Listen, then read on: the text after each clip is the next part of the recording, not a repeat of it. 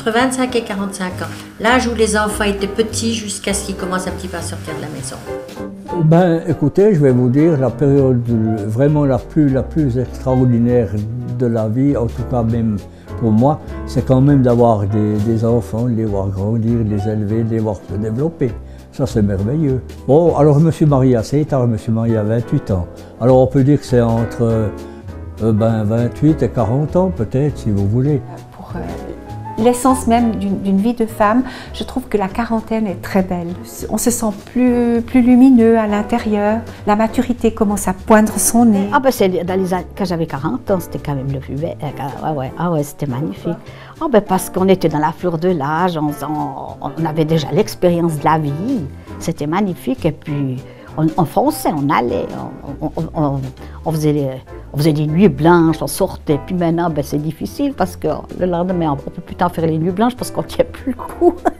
45, 65. Pour quelle raison?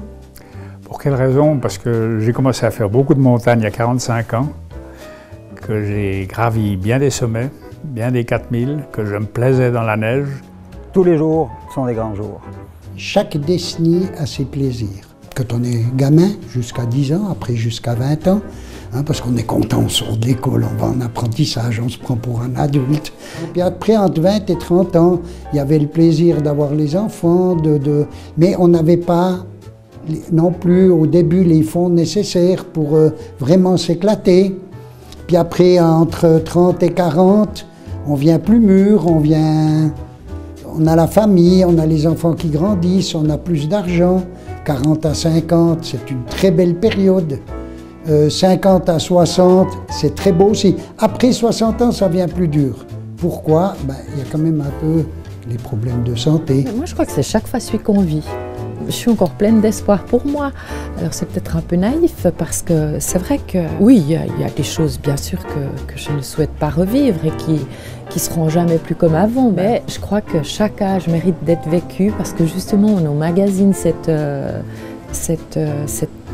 expérience, ce vécu. Même aux jeunes de 20 ans, moi je leur conseille entre guillemets de ne pas regarder en arrière, de toujours aller de l'avant.